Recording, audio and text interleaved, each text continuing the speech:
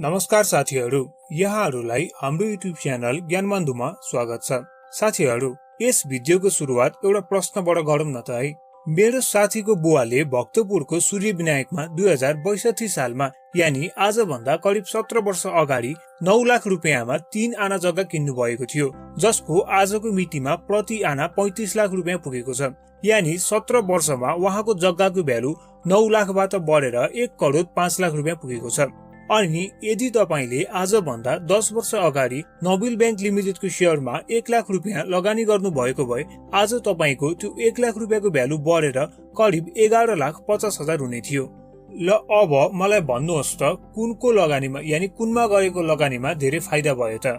हिसाब नगरी भन्दा धेरैले त्यो जग्गावाला केसमा बढी फाइदा छ भनेर भन्छन्, किनकि धेरैले प्रॉफिट हेर्छन्। तर एक्चुअलमा हेर्ने भनेको हामीले कम्पाउन्ड एनुअल ग्रोथ रेट यानी CAGR हो। यहाँ जग्गाको केसमा सम्पत्ति 15.4% को CAGR ले हरेक वर्ष बढेको थियो भने नोबेल बैंकको शेयर 27.66% को CAGR ले हरेक वर्ष बढेको छ। त्यसैले हामीले कुनमा बढी फाइदा भयो भनेर हेर्नु पर्यो भने प्रॉफिट भन्दा पनि CAGR हेर्नु पर्छ। जग्गाको धेरै रिटर्न छ भनेर मान्छेले सोच्नुको एउटा कारण जग्गामा धेरै लगानी गर्नुपर्छ, यानी इन्भेस्टमेन्ट अमाउन्ट ठूलो हुन्छ र धेरै लगानी गर्दा प्राय प्रॉफिट नि धेरै हुन्छ। तर हामीले हेर्ने भनेको चाहिँ CAGR हो। त्यसैले आज हामीले हजुरहरूको सामु CAGR को भिडियो लिएर उपस्थित भएका छौं।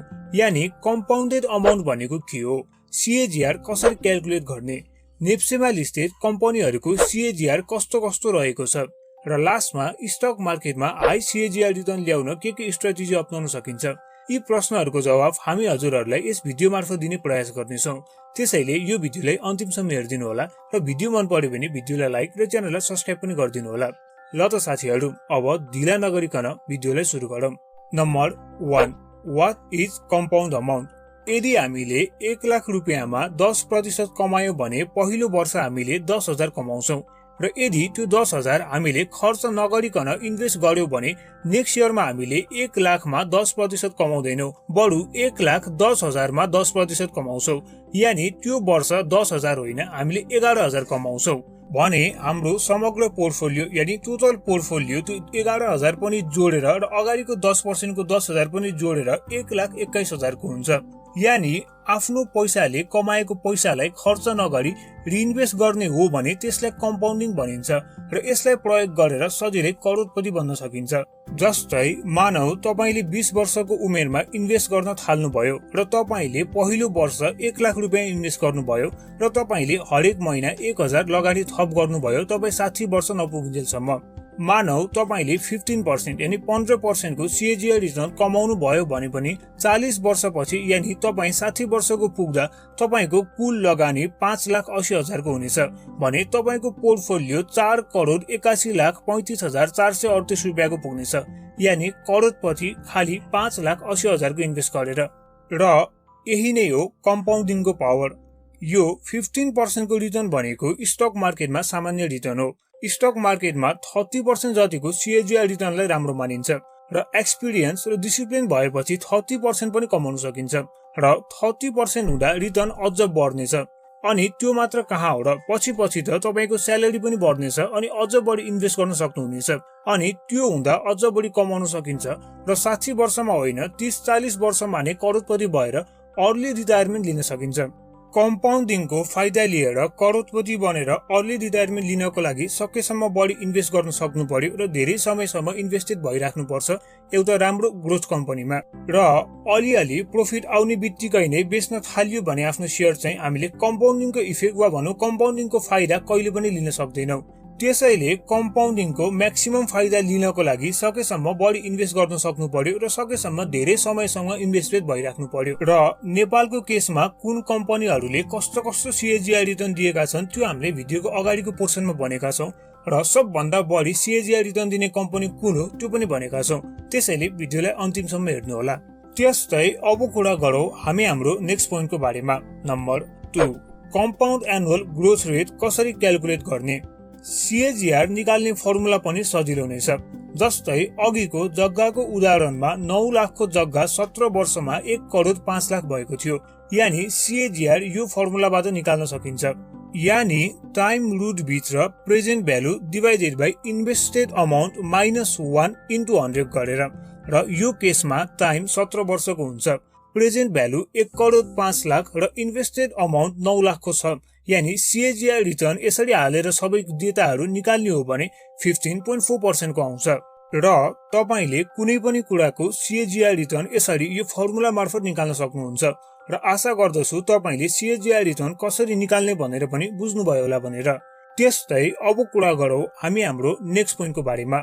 नम्बर 3, नेप्सेमा लिस्टेड कम्पनीहरूको CAGR रिटर्न कस्तो कस्तो रहेको छ। नेप्सेमा दिप्रोक्सी लघु वित्त, छिमेक लघु वित्त, मुक्तिनाथ विकास bank, Nepal Bangladesh bank, Siddhartha insurance, CIT यानी नागरिक लगानी कोष, हिमालयन डिस्टिलरी, STC लगायतका कम्पनीहरूले इन्भेस्टमेन्टको अरू क्षेत्रहरू जस्तै घर जग्गा, सुनभन्दा धेरै रिटर्न दिएका छन्। जस्तै नोबेल बैंकमा 10 वर्ष अगाडि गरिएको 1 लाखको लगानी अहिले 11,50,000 हुन्थ्यो, यानी 27.64% को CAGR रिटर्न।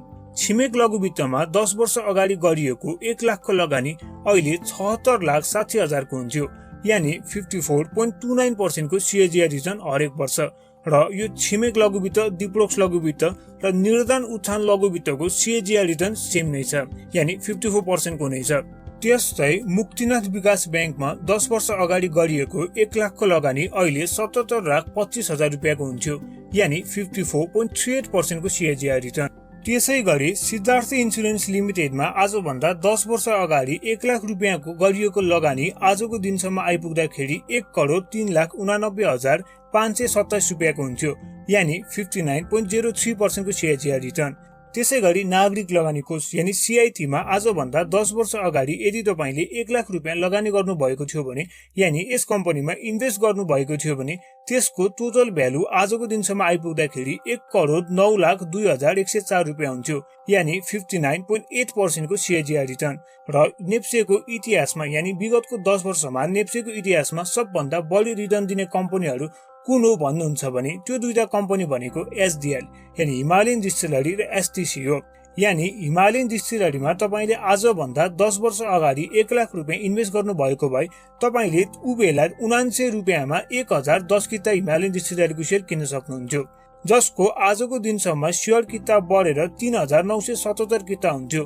र आजको दिनसम्म यानी यो भिडियो रेकर्ड गरिन्जेलको दिनसम्म यस कम्पनीको शेयर प्राइस 4300 रुपियाँको छ र यस कम्पनीले आजको दिनसम्म 3,48,000 रुपियाँ बराबरको क्याश डिभिडेन्ड दिइसकेको छ, जस हिसाबले यस कम्पनीको आजको दिनसम्मको टोटल भ्यालु 1,76,05,790 रुपियाँ हुन्थ्यो, यानी 67.71% को CAGR रिटर्न। र यो 1,76,00,000 तपाईको 1 लाखको लगानीबाट भएको हो विगतको 10 वर्षमा हिमालयन डिस्टिलरीमा। र यतिका 67.71% को CAGR रिटर्न दिँदा पनि विगत 10 वर्षमा सबभन्दा बढी रिटर्न दिने कम्पनीको दोस्रो नम्बरमा मात्र आउँछ यस कम्पनी यानी हिमालयन डिस्टिलरी लिमिटेड भने पहिलो नम्बरमा STC आउँछ यानी साल ट्रेडिङ कर्पोरेसन। यस कम्पनीमा यदि तपाईले आजभन्दा 10 वर्ष अगाडि 1 लाख रुपियाँ लगानी गर्नु भएको भए तपाईको आजको दिनमा टोटल भ्यालु 1,82,32,445 रुपियाँ हुन्थ्यो, यानी 68.3% को CAGR रिटर्नले तपाईको पैसा हरेक वर्ष बढ्ने थियो STC यानी साल ट्रेडिङ कर्पोरेसनमा। र यी थिए विगतको 10 वर्षमा नेप्सेमा सबभन्दा बढी CAGR रिटर्न दिने वा भनौं रिटर्न दिने कम्पनीहरू। त्यस्तै अब कुरा गरौँ हामी हाम्रो नेक्स्ट पोइन्टको वा भनौं लास्ट पोइन्टको बारेमा।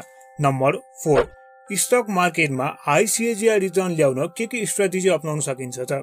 स्टक मार्केटमा यदि डिसिप्लिनको साथ लगानी गर्ने हो भने 25 देखि 30% को CAGR रिटर्न सजिलै ल्याउन सकिन्छ, तर त्यसको लागि केही नियमहरू पालना गर्नुपर्ने हुन्छ। नम्बर 1, हामीले सकेसम्म धेरै समयसम्मको लागि इन्भेस्ट गर्नुपर्दछ। अलिअलि प्रॉफिट आउने बित्तिकै बेच्न थालियो भने हाई CAGR रिटर्न ल्याउन सकिन्न। नम्बर 2, अन्डर भ्यालु शेयरहरूमा मात्र इन्भेस्ट गर्नुपर्दछ। यदि ओभर भ्यालु शेयरमा इन्भेस्ट गरियो भने उबेला 2065 सालमा स्ट्यान्डर्ड चार्टर्ड बैंकमा र 2073 सालमा एभरेज बैंक लिमिटेडमा लगानी गर्दाको हालत जस्तै हुनेछ। अन्डर भ्यालु शेयर पत्ता लगाउनको लागि विभिन्न भ्यालुएसन मेथडहरू युज गर्न सकिन्छ, जस्तै बैंक जस्तो स्ट्याग्नेट ग्रोथ भएको सेक्टर हो भने पी रेशियो 15 टाइम्स भन्दा कम भएको बैंकमा मात्र लगानी गर्नुपर्दछ। माइक्रो फाइनान्स जस्तो हाई ग्रोथ भएको सेक्टर हो भने PEG रेसियो 1 वा 1 भन्दा कम र P रेसियो 20 भन्दा कममा लगानी गर्नुपर्दछ वा 25 भन्दा कममा लगानी गर्नुपर्दछ। र hydro power hotel manufacturing company हो भने मार्केट प्राइस नेटवर्थ पर शेयरको डबल भन्दा कम भएको हुनुपर्दछ। यसरी भ्यालुएसन लो भएको यानि अन्डर भ्यालु शेयर पाउनु भएन भने ब्याङ्कमा पैसा राखेर बस्न सक्ने कला पनि हुनुपर्दछ। पैसा छ भन्दैमा इन्भेस्ट गर्नु नै पर्छ भन्ने पनि हुँदैन। अन्डर भ्यालुड ग्रोथ शेयर पाउनु भयो भने मात्र इन्भेस्ट गर्ने नत्र नगर्ने।